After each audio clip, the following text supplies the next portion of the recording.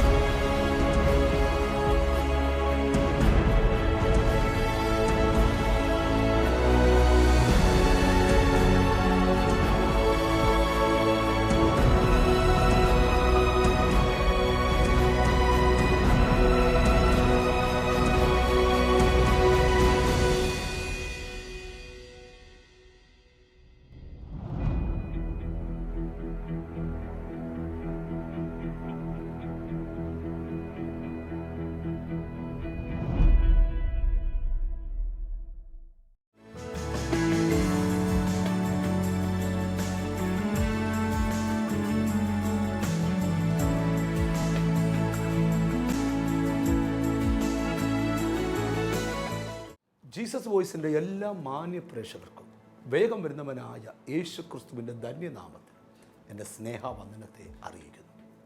നമ്മുടെ യേശു ജീവിക്കുന്ന ദൈവമായി ഇന്നും നമ്മുടെ നടുവിൽ ഉണ്ട്. 2-3 പേർ എൻ്റെ നാമത്തിൽ എവിടെ കൂടിയാലും അവരുടെ മധ്യത്തിൽ ഞാൻ ഉണ്ട് എന്ന് അരുളി ചെയ്ത ദൈവം ഇന്ന് പകൽ നമ്മൾ ഈ വചനം പ്രസംഗിക്കുന്ന സമയത്തും നമ്മുടെ നടുവിൽ ഉണ്ട്. നമ്മളിന്ന് ശക്തമായൊരു ദൈവവചനത്തിലേക്ക് പോകാൻ പോകുകയാണ്. ലക്ഷക്കണക്കിന് ആൾക്കാർ ലോകത്തിൻ്റെ പല ഭാഗത്തിരുന്ന് ഈ വചനം ശ്രദ്ധിച്ചുകൊണ്ടിരിക്കുകയാണ്. കഴിഞ്ഞ ദിവസം വചനം ശുശ്രൂഷിച്ചപ്പോൾ ഒത്തിരി പേരുടെ മേൽ സൗഖ്യത്തിൻ്റെ കരം നീട്ടുന്നതായിട്ട് നിങ്ങൾക്ക് ഫോൺ കോൾസ് കൂടെ അറിയാനിടയായി. സ്നേഹിത, നീ മരുന്ന് കഴിക്കുന്ന വ്യക്തിയായിരിക്കാം, കടമുള്ള വ്യക്തിയായിരിക്കാം, തകർന്ന വ്യക്തിയായിരിക്കാം.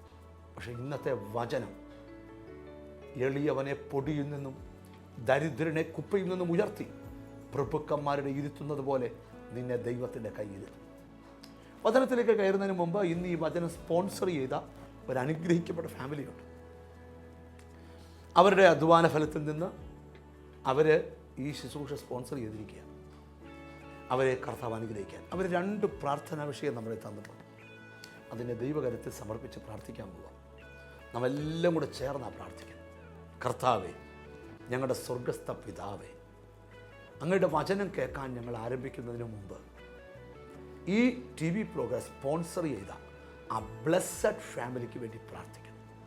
അവർ ദൈവകാര്യങ്ങളിൽ സമർപ്പിച്ച 2 പ്രാർത്ഥനാ വിഷയത്തിൻ്റെ ഹല്ലേലൂയ. ഞങ്ങൾ വചനം പറയുമ്പോൾ അങ്ങയുടെ മഹത്വം ഇറങ്ങിയാട്ട് കർത്താവേ. ഇന്നുവരെയും വെളിപ്പെടാത്ത ദൈവപ്രവൃത്തി യേശുവിൻ്റെ നാമത്തിൽ വെളിപ്പെടട്ടെ എന്ന് ഞങ്ങൾ പ്രാർത്ഥിക്കുന്ന കർത്താവ്. പ്രാർത്ഥിച്ച് നിന്റെ നാമത്തിൽ അനുഗ്രഹിക്കുന്ന കർത്താവ്. സ്വർഗം തുണ നിന്നാട്ട്. പ്രാർത്ഥന കേട്ടത് കൊണ്ട് നന്ദി.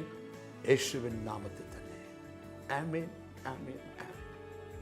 നമുക്ക് പ്രാർത്ഥനയോടെ അനുഗ്രഹിക്കപ്പെട്ട വചന ശുശ്രൂഷയിലേക്ക് കടക്കാം.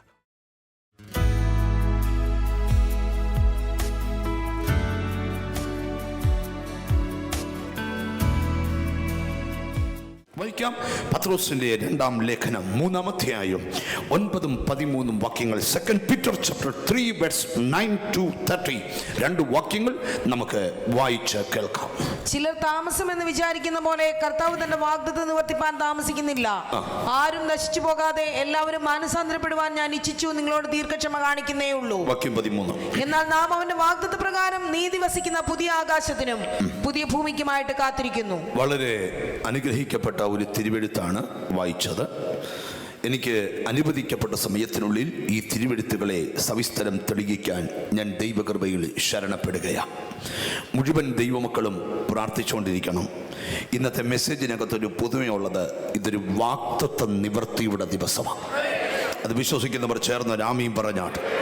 ഇതൊരു വാഗ്ദത്ത നിവൃത്തിയുടെ ദിവസമാണ്. പത്രോസിന്റെ 2-ാം ലേഖനം 3-ാം അധ്യായം 9-ാമത്തെ വാക്യത്തിൽ പത്രോസ് അപ്പോസ്തലൻ എഴുതുക, ചിലർ താമസം എന്ന് വിചാരിക്കുന്നത് പോലെ കർത്താവ് തൻ്റെ വാഗ്ദത്തം നിവർത്തിക്കാൻ എന്ത് ചെയ്യുന്നില്ല, താമസിക്കുന്നില്ല. ഒരാമീൻ പറഞ്ഞാട്ട്.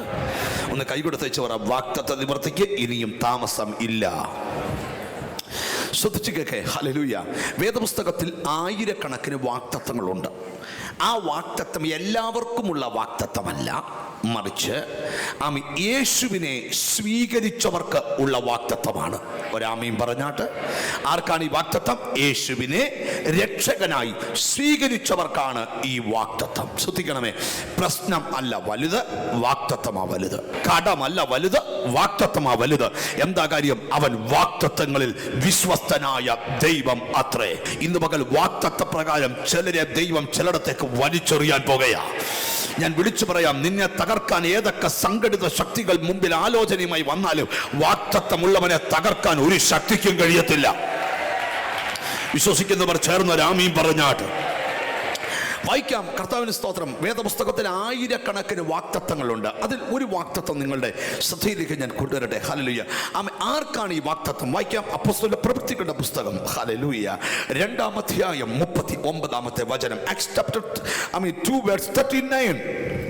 ഹല്ലേലൂയ. വായിച്ചു കേൾക്കാം.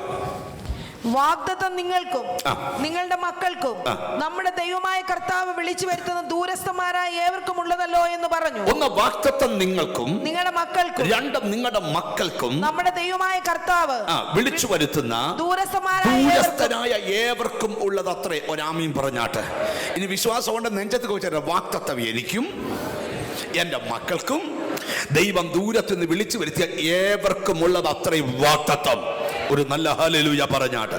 ശ്രദ്ധിക്കണമേ. കർത്താവിന്റെ സ്തോത്രം. കൊരിന്ത്യലേഖനത്തിൽ പൗലോസ് പറയുന്ന ഒരു വാക്യമുണ്ട്. ദൈവത്തിന്റെ വാഗ്ദത്തങ്ങൾ എപ്പോഴും ഊവ് ഊവ് എന്നത്രേ. ഹല്ലേലൂയ എന്ന് പറഞ്ഞാൽ ദൈവത്തിന്റെ വാഗ്ദത്തങ്ങൾ അങ്ങനെ തന്നെ ആണ്. ഹല്ലേലൂയ. പ്രശ്നങ്ങളെ കണ്ട് മനസ്സ് മടുത്തവരോട് നിങ്ങളോട് ഞാൻ വിളിച്ചു പറയാം, കർത്താവിന്റെ സ്തോത്രം, വാഗ്ദത്തം മുമ്പിലുള്ളവനാ വിജയമുണ്ട്. ഹല്ലേലൂയ. നിങ്ങൾക്കറിയാമോ, പത്രോസിനോട് ഒരിക്കൽ ദൈവം പറഞ്ഞു, ഹല്ലേലൂയ, പത്രോസേ, നീ കടലിൽ ചെന്ന് ചൂണ്ടയിട്, ആ ചൂണ്ടയിൽ ഒരു മീൻ കൊത്തു. ഈ പത്രോസ് കർത്താവിന് ചൂണ്ടയും കൊണ്ട് മുമ്പോട്ട് പോയപ്പം കർത്താവിന് സ്തോത്രം, മുമ്പിൽ ഒരു മീൻ കിടന്ന് പിടച്ച കൊച്ചു മീന് കൊത്തിയിടാൻ ഇല്ല. പിന്നെ എങ്ങനെ പത്രോസിന്റെ ചൂണ്ട മീൻ കുത്തി? പറയാം, വാഗ്ദത്തം കൊരുത്തങ്ങോട്ട് ഇട്ടു.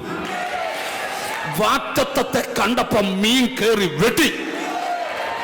ഞാൻ വിശ്വസിച്ച നിന്നോട് ദൂത് പറയാം, നിന്റെ നന്മ ഏതു കടലിൽ മറഞ്ഞു കിടന്നാലും വാഗ്ദത്തം കൊത്തി എറിഞ്ഞാൽ ആ മറുപടി പൊങ്ങി വരും. വിശ്വാസമുള്ളവരെ ആമീൻ പറയാവൂ. ഇന്നലെ രാത്രി പരിശുദ്ധാത്മാവ് എന്നോട് പറഞ്ഞു, വാഗ്ദത്തത്തെ കൊരുത്തെറിയണോ, ചില നന്മ പൊങ്ങി വരാൻ പോകുകയാണ്. വാഗ്ദത്തം ആർക്കാണ്? വാഗ്ദത്തം എനിക്കും എൻ്റെ മക്കൾക്കും എന്ന് പറഞ്ഞാൽ മനസ്സിലായി. വാഗ്ദത്തം വരിക എന്ന് പറഞ്ഞാൽ, ഞാൻ ഗലാത്യ ലേഖനം നിങ്ങളെടുത്ത് നിങ്ങൾക്ക് ഇച്ചിരൂടെ മനസ്സിലാവും. ഗലീഷ്യൻ എടുത്ത ഗലാത്യ ലേഖനം 3-ാം അധ്യായം എടുക്കുക, 29-ാമത്തെ വാക്യം. 29-ാമത്തെ വാക്യം. 3-ാം അധ്യായം 29-ാം വാക്യം.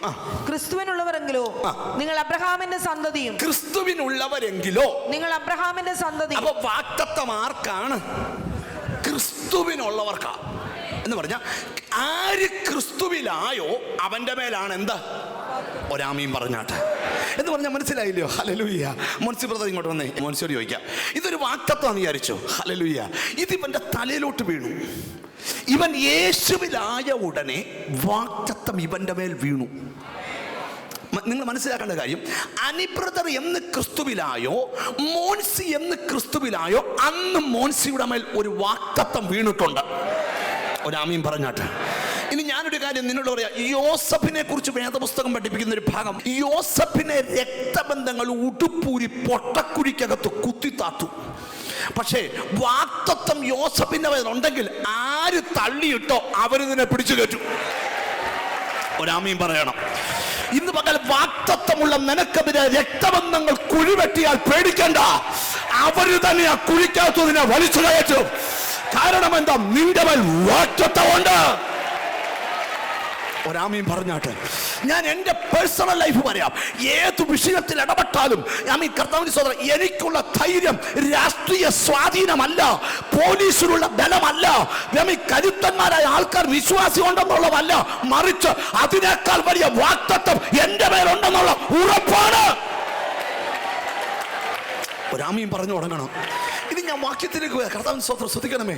ഈ ദൈവം ഒരാൾക്ക് വാക്തത്വം കൊടുത്താൽ നീ മറന്നാലും ദൈവം മറക്കത്തില്ല. ഒരാമീൻ പറയണം. എന്നോട് ഇന്നലെ രാത്രി എൻ്റെ പ്രാർത്ഥനാ മുറി, എൻ്റെ പേഴ്സണൽ പ്രയർ ലൈഫിൽ ഹോളി സ്പിരിറ്റ് ഇറങ്ങി വന്നിട്ട് എന്നോട് പറഞ്ഞു, അമ്മി ചുരുട്ടി വെച്ച വാക്തത്വങ്ങളെ ഞാൻ നിവർത്തിക്കുന്ന ദിവസങ്ങളാ. വിശ്വാസമുള്ളവരെ ആമീൻ പറയാവൂ. വിശ്വാസമുള്ളവരെ ആമീൻ പറയാവൂ. എന്നും നിന്റെ പ്രാർത്ഥന ഒരുപോലല്ല, എന്നും നിന്റെ ആരാധന ഒരുപോലല്ല, എന്നും നിന്റെ കണ്ണുനീർ ഒരുപോലല്ല. നിന്റെ വാക്തത്വം നിവർത്തിക്കാൻ എൻ്റെ യേശു സർവശക്തനാണ്. ഞാൻ ഒരു കൊച്ചു വാക്യം നിങ്ങളുടെ മനസ്സിലോട്ടൊന്ന് കൊണ്ടുവരട്ടെ. ഒരു കൊച്ചു വാക്യം. മീൻപിടുത്തക്കാരനായ പത്രോസിന്റെ അടുക്കൽ ജീസസ്, ലൂക്കോസ് സുവിശേഷം 5-ാം അധ്യായത്തിൽ ദൈവം വരുന്നു. രാത്രി മുഴുവൻ മീൻ പിടിച്ചിട്ട് ഒരു മീനെ പോലും കിട്ടാതെ പണി കഴിഞ്ഞ് വല കഴുകി പടക, ദൈവത്തിന് സ്തോത്രത്തിന് ശൂന്യത മാറ്റാൻ കഴിവില്ലാത്തവനായി നിറഞ്ഞ സങ്കടത്തോടെ വല കഴുകിക്കൊണ്ടിരുന്നവന്റെ പടക് ദൈവം തെരഞ്ഞെടുത്തു. പടകി വലയിറക്കാൻ പറഞ്ഞു. വലയിറക്കി, വലയും നിറഞ്ഞു, പടകം നിറഞ്ഞു. ആയിരക്കണക്കിന് മീൻ കൊണ്ട് തന്റെ പടകം കൂട്ടുകാരുടെ പടകം തിരിഞ്ഞ് യേശു പോരാൻ നേരത്ത് പത്രോസിനോട് പറഞ്ഞു, ഇനിയും തൊട്ട് നിന്റെ പിടുത്തം മീൻപിടുത്തമല്ല, ഇനിയും തൊട്ട് ഞാൻ നിന്നെ മനുഷ്യനെ പിടിക്കുന്നവനാക്കും.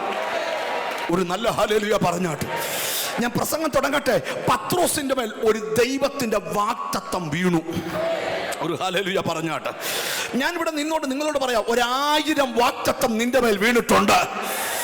ഈ വാക്തത്വം വീഴുന്നതെന്ന് അറിയുന്നത് എങ്ങനെയാ? നമ്മളോട് വേദോസ്തത്തിലുള്ള വാക്തത്വം എങ്ങനെ അറിയുന്നേ പറയാം.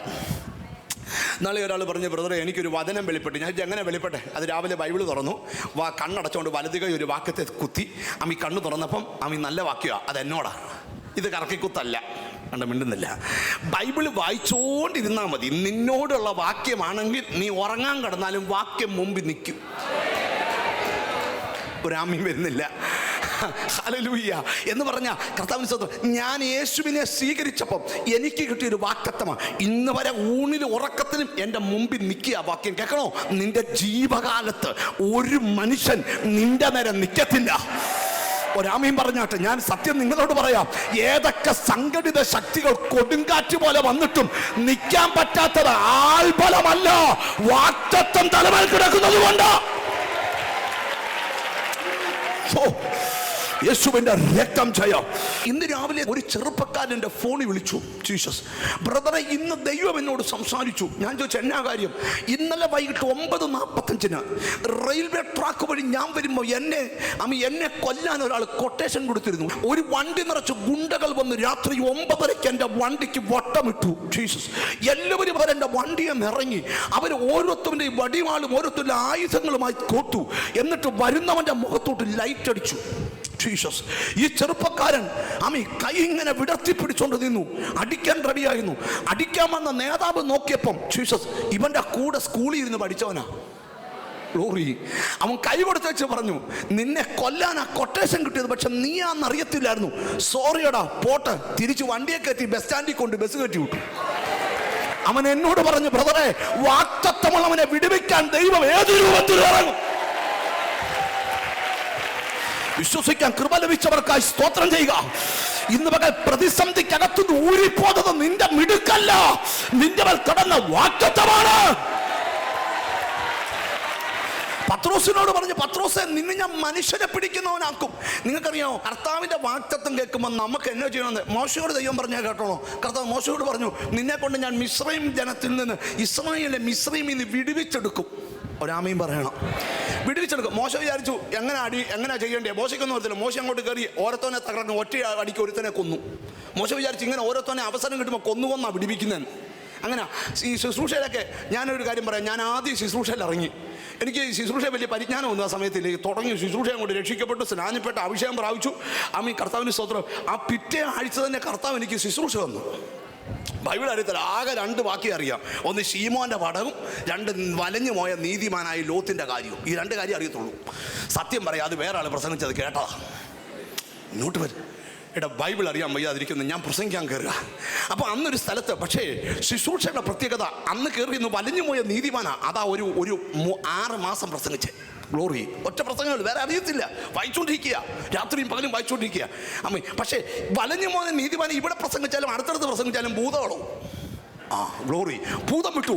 അപ്പം അങ്ങനെ ഒരു സ്ഥലത്ത് ഭൂതം ഇളകിയപ്പം ഞാൻ ഭയങ്കര രക്ഷിക്കപ്പെട്ട മുമ്പിൽ ഭയങ്കര ഇപ്പോൾ ഒട്ടും കുറവില്ല. മറ്റു ഉപദേശിമാരൊക്കെ ഭയങ്കര ഡീസൻറ്റ്, അവർ നല്ല സ്റ്റഡിയായിട്ട് ഒന്നും പ്രസംഗിച്ച് ഗ്ലോറി ഗ്ലോറി ഗ്ലോറി ഇങ്ങനെ പറഞ്ഞുകൊണ്ട് നിൽക്കും. അത് അവിടെ നിൽക്കട്ടെ, അത് വേറെ കാര്യം. ഇത് ആത്മാവിൻ്റെ ശുശ്രൂഷയാണ്. ഇങ്ങോട്ട് ശ്രദ്ധിച്ചേ. അപ്പോൾ ഒരു ഭൂതം ഇളകി 8 വർഷമായി മാനസിക രോഗത്താൽ ബന്ധിക്കപ്പെട്ട മേപ്ര എന്ന് പറയുന്ന സ്ഥലത്ത് ശുശ്രൂഷ നടക്കുമ്പോൾ ഒരു ഭൂതം ഇളകി. ഭൂതത്തോട് പറഞ്ഞു യേശുവിൻ്റെ നാമത്തിൽ വിട്ടുപോകാൻ പറഞ്ഞു. ഭൂതം ചോദിച്ചാൽ ഞാൻ എങ്ങോട്ട് പോകണമെന്ന് പറഞ്ഞു. ഞാൻ പറഞ്ഞു നീ എൻ്റെ വീട്ടിലോട്ട് വരാൻ പറഞ്ഞു. അപ്പോൾ എനിക്കറിയത്തില്ല ഇതെന്തുവാ സംഭവം. സത്യം പറയുക കേട്ടോ, എൻ്റെ വീട്ടിലോട്ട് വരാൻ പറഞ്ഞു. ഹല്ലേലൂയ. അപ്പം ഞാൻ വിചാരിച്ചേക്കുന്നത് ഇങ്ങോട്ടെങ്കിലും കയറുകയല്ലെന്നാ. പോട്ടെ, കർത്താവിന് സ്വത്രം. അമ്മന്ന് കുറേ പണി വെപ്പിച്ചു, അത് പോട്ടെ. അപ്പം ഞാൻ പറഞ്ഞത് എന്നാ ചെയ്യണമെന്ന് അറിയത്തില്ല. കാരണം എന്താ, നമ്മുടെ മേൽ വാഗ്ദത്തം എന്നാൽ നമുക്ക് എന്നാ ചെയ്യണം.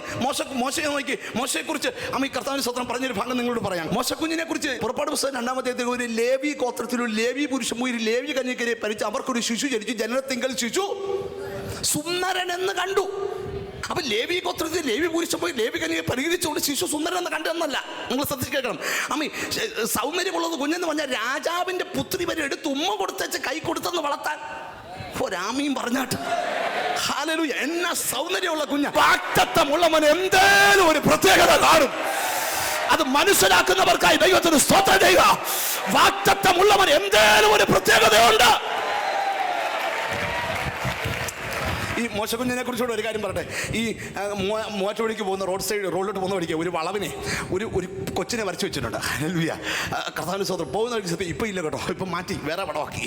ആ കൊച്ചിനെ വരച്ച് ഒരു കൊച്ചിങ്ങനെ ചിരിച്ചുകൊണ്ടിരിക്കുന്ന ഫോട്ടോയാ. ആ വളവിന് എന്നും അപകടം.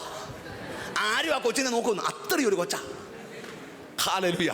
എന്ന് പറഞ്ഞാൽ കർത്താവിന്റെ സ്തോത്രം. നോക്കുന്നവല്ല അങ്ങോട്ട് നോക്കും, അടുത്ത വണ്ടി വന്ന് ഇടിക്കുകയും ചെയ്യും. അങ്ങനെ പ്രശ്നം എന്ന് പറഞ്ഞാൽ സൗന്ദര്യമുള്ള കുഞ്ഞ് എല്ലാവർക്കും. ഇവിടെ വായിക്കുന്ന ഒരു ഭാഗമുണ്ട്. മിസ്രൈമിൽ ആൺകുഞ്ഞിനെ കൊല്ലുന്ന സമയമാണ്. ശ്രദ്ധിച്ച് കേൾക്കണമേ. ഒരു സ്ത്രീ ഗർഭസ്ഥയായാൽ അവളുടെ പ്രസവത്തിൽ നിന്ന് എടുക്കുന്നത് ആൺകൊച്ചാണെങ്കിൽ അമ്മയുടെ ഉദരത്തിൽ നിന്ന് വലിച്ചിറക്കുമ്പോൾ ആണാന്ന് നദിക്കകത്ത് വീഴും. സൂതികർമ്മങ്ങളെ ഏർപ്പെടുത്തി. പക്ഷേ സൂതികർമ്മങ്ങൾ പറയുക ഇസ്രായേലിലെ പെൺകുട്ടികൾ തെറവുള്ളവരാ എന്ന് പറഞ്ഞാൽ ഞങ്ങൾ ചെല്ലുന്നതിന് മുമ്പ് പ്രസവം നടക്കും. ഒരു ഹല്ലേലൂയ. അവിടെ ആത്മീക ജനനത്തിൽ കൊല്ലാൻ വരുന്ന എതിർശക്തികൾ വരും മുമ്പ് ആത്മീകന്റെ അകത്ത് ജനനം നടന്നിരിക്കും. അത് വിശ്വസിക്കുന്നവർ ചേർന്ന് ആമീൻ പറഞ്ഞാട്ട്. ഇനിയും പറയാം, അടുത്ത ദൂത് പറയാം. ഇങ്ങോട്ട് നോക്കി. നദിക്കകത്ത് ഈ മിസ്രൈമിയ കാട്ടാളന്മാർ കുഞ്ഞുങ്ങളെ നദിക്കകത്ത് വലിച്ചെറിഞ്ഞിരിക്കുക. അവർ വെള്ളം കുടിച്ച് ചത്ത് വീർത്ത് പുഴുത്ത് പൊങ്ങിക്കിടക്കുമ്പം അതിനകത്തൂടെ പശയും കീരും തേച്ച് ഞാങ്ങണ പെട്ടകത്തിനകത്ത് ഒരു കൊച്ചിങ്ങനെ ഒഴുകി മാറുകയാ. ഭടന്മാരുടെ കണ്ണുകൾക്ക് മറയിട്ടുകൊണ്ട് ഒരുവൻ ഒഴുകി മാറുന്നു. അതിന്റെ കാരണം എന്താ? അകത്ത് കിടക്കുന്നത് വാഗ്ദത്തമാണ്. വിശ്വസിക്കാൻ കൃപ ലഭിച്ചവർക്കായി സ്തോത്രം ചെയ്യുക. ഇവിടെ തൊട്ട് എറണാകുളം വരെയുള്ള റോഡയിൽ നീ എത്ര വട്ടം വണ്ടി ഓടിച്ച് പോയിച്ച് തിരിച്ചു വന്നു. എന്നാൽ എത്രയോ പേര് ആ റോഡിൽ നെഞ്ചത്തടിച്ച് കരഞ്ഞിട്ടുണ്ട്. എൻ്റെ ഭർത്താവിൻ്റെ ജീവൻ കൊയ്ത സ്ഥലം, എൻ്റെ കുഞ്ഞിൻ്റെ ജീവൻ കൊയ്ത സ്ഥലം. അനേകരെ ഒടുക്കിയിടത്തൂടെ വാഗ്ദത്തമുള്ളവൻ ഇങ്ങനെ കുതിക്കുക. വിശ്വാസമുണ്ട്. ഹല്ലേലൂയ പറ. ഇത് നിന്റെ മിടുക്കല്ല, ഇതെന്റെ ദൈവത്തിന്റെ കൃപയാണ്. ദൂതിലോട്ട് വരട്ടെ, ശ്രദ്ധിച്ചിട്ടെ. വാഗ്ദത്തമുള്ള മോശക്കുഞ്ഞ് നോക്കി. ഞങ്ങളെപ്പെട്ട ഈ മിരിയ എന്നാ കഴിവുള്ളവളാ. ഹല്ലേലൂയ.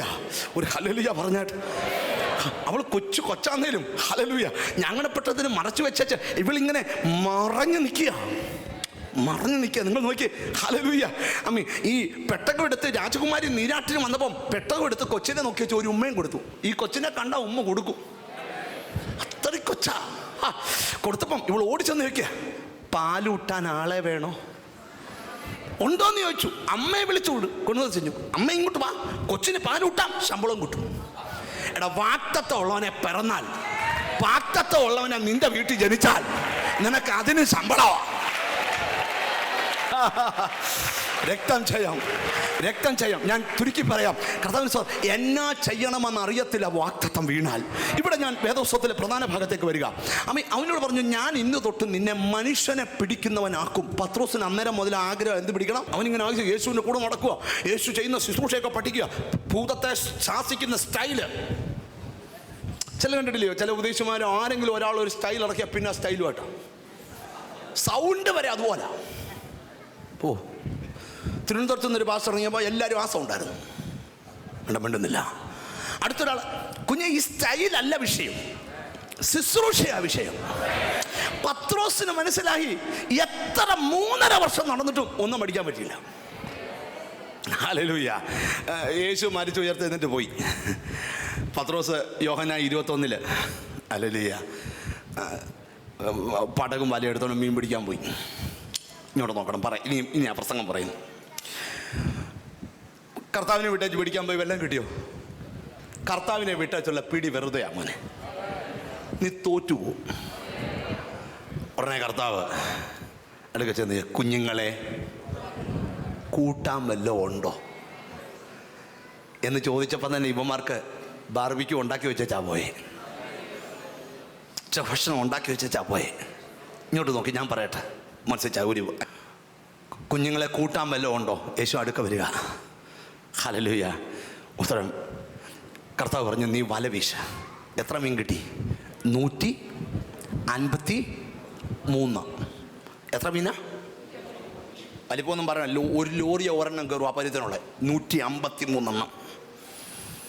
എന്നിട്ട് കർത്താവ് വന്ന് ചോദിക്കുക, മോനെ ഇവയിലധികമായി നീ എന്നെ, കാരണം പറയാം, നിനക്ക് തന്ന വാഗ്ദത്തം നിറവേറാൻ സമയമായി. ചോദ്യം, നീ എന്നെ സ്നേഹിക്കുന്നു? എൻ്റെ മക്കൾ എനിക്ക് ഭയങ്കര ജീവൻ്റെ ജീവനാ, പക്ഷെ യേശുവിനെ കഴിഞ്ഞ് ഇവരെ സേവിക്കാം. അതുകൊണ്ട് ആ സുവിശേഷ വേലയ്ക്ക് വിളിക്കപ്പെട്ടവരെ എവിടെയെങ്കിലും ശുശ്രൂഷയ്ക്ക് പോകാൻ നേരത്ത് കർത്താവിന് സ്തോത്രം, ഇപ്പം ഉപദേശിമാരെ അങ്ങോട്ട് ട്രാൻസ്ഫർ കൊടുത്താൽ അവിടെ മൊബൈലിന് റേഞ്ച് ഉണ്ടോ? മിണ്ടുന്നില്ല. നീ റേഞ്ച് നോക്കിയാണോ പ്രസംഗിക്കുന്നത്? മിണ്ടുന്നില്ല. അവിടെ വല്ല ദശാംശത്തിന് വകയുണ്ടോ? ഇല്ല. ഏലിയാവിനെ കാക്ക കൊണ്ട് പോറ്റിയ ദൈവമാണ് പറഞ്ഞ പൊക്കോളാൻ. വേണ്ട, മിണ്ടുന്നില്ല. Hallelujah, hallelujah. സുവിശേഷ വേലയ്ക്ക് ഇറങ്ങി, മോൻ വൈകിട്ട് 5-ന് ട്യൂഷൻ കഴിഞ്ഞ് ഒരു അവനെ പോയി എടുക്കണം, അവൻ നടന്നൊരാഴ്ച വരട്ടെ, നീ പോയി വേല ചെയ്യേ. ഒരാമയും വരുന്നില്ല. ഞാൻ ദൂത് പറയാം, എന്തിനെക്കാട്ടിലും സ്നേഹം കർത്താവിനോടായിരിക്കണം. ഒരു നല്ല ഹല്ലേലൂയ പറഞ്ഞാൽ ഞാൻ സഭയോട് ചോദിക്കാൻ, യേശുവിനെ ലവ് ചെയ്യാൻ, സ്നേഹിക്കാൻ നീ തയ്യാറാണോ? എന്നോട് ദൈവം പറയാം, നിന്നോട് പറഞ്ഞ വാഗ്ദത്തം നിന്റെ ജീവിതത്തിൽ നിറവേറാൻ സമയമായി. ഇന്ന് പകൽ ബൈബിൾ പറയുന്ന ശ്രദ്ധിച്ചു കേട്ടെ, നിന്റെ വാഗ്ദത്തം നിറവേറാൻ സമയമായപ്പോൾ അകന്നു പോയവന്റെ അടുക്കലേക്ക് യേശു തേടി വരികയാ. പടകും വലയെടുത്തോണ്ട് മോൻസി ഇവിടെ നിൽക്കുക. അമ്മേ, പത്രോസ് ഇങ്ങോട്ട് വരുമല്ല, യേശു അങ്ങോട്ട് ചെല്ലുക.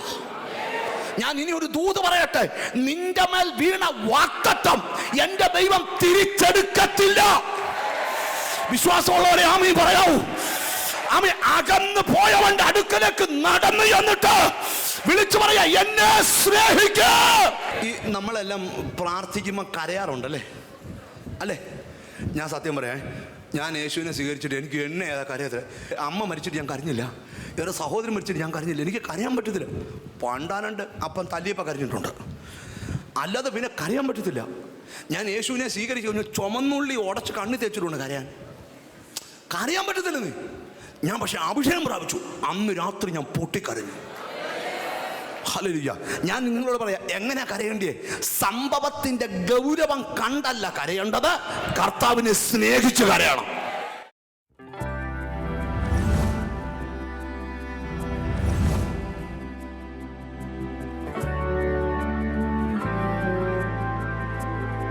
എന്താ സിസ്റ്റർ പേര്? എൻ്റെ പേര് ജോസ്ന. എന്തായിരുന്നു സിസ്റ്റർ? കണ്ണിന്റെ മുന്നിലായിട്ട് ഒരു ചെറിയ ഡോട്ട് പോലെ ഇങ്ങനെ നിന്നിട്ട് കണ്ണ് കാണാൻ വയ്യാതെ ഒരു തലവേദനയായിട്ട്. എത്ര നാളായി? ഒരു വർഷത്തോളം. ഒരു വർഷത്തോളമായി. ഇപ്പം എന്താ സംഭവിച്ചേ? ഇപ്പം പെട്ടെന്ന് എനിക്ക് കണ്ണിന് സൗഖ്യം വന്നിട്ട് ഇപ്പൊ കുഴപ്പമൊന്നും. ആ ഡോട്ട് മാറി, കാഴ്ച ശരിയായി, തലവേദനയും പോയി. ഒരു വർഷം കണ്ണിന്റെ ഒത്ത നടുക്ക് ഒരു ഡോട്ട് വന്നിട്ട് കണ്ണിന്റെ കാഴ്ച മങ്ങിപ്പോയതാ. കാഴ്ച തിരിച്ചു കിട്ടി, വിട്ടുമാറാ തലവേദന സൗഖ്യമായി. ഇവിടെ വെളിപ്പെട്ടുകൊണ്ടിരുന്ന വചനം നിങ്ങളിൽ ഒരത്ഭുതം ചെയ്ത് കഴിഞ്ഞു. ഞാൻ ഇന്ന് നിങ്ങളുടെ അനുഗ്രഹത്തിന് വേണ്ടി ഒന്ന് പ്രാർത്ഥിക്കാൻ എൻ്റെ അകത്തൊരു പരിശുദ്ധാത്മാവിൻ്റെ പ്രേരണ. നിങ്ങളെ കൈ നിങ്ങളുടെ നെഞ്ചോട് ചേർത്ത് പിടിച്ച്, ലവ് യു ഫാദർ, ഞങ്ങളുടെ സ്വർഗസ്ഥനായ പിതാവേ, ഞങ്ങൾ ഒന്നിച്ചവിടുത്തെ പാദപീഠത്തിൽ അടുത്തു വരികയാണ്. കർത്താവേ, ഈ ജനത്തിൻ്റെ അനുഗ്രഹത്തിന് വേണ്ടി ഞങ്ങൾ പ്രാർത്ഥിക്കുക. ഞങ്ങൾ അനുഗ്രഹിക്കപ്പെട്ടവരായിരിക്കണമെന്ന് തിരുവെഴുത്തിലെ ഞങ്ങൾ വായിച്ചിട്ടുണ്ടല്ലോ. കർത്താവേ, നാളിതുവരെ അനുഗ്രഹിക്കപ്പെടാൻ കഴിയാതെ തൊടുന്നതെല്ലാം തകരുന്ന ഈ വ്യക്തികൾക്ക് വേണ്ടി പ്രാർത്ഥിക്കുക.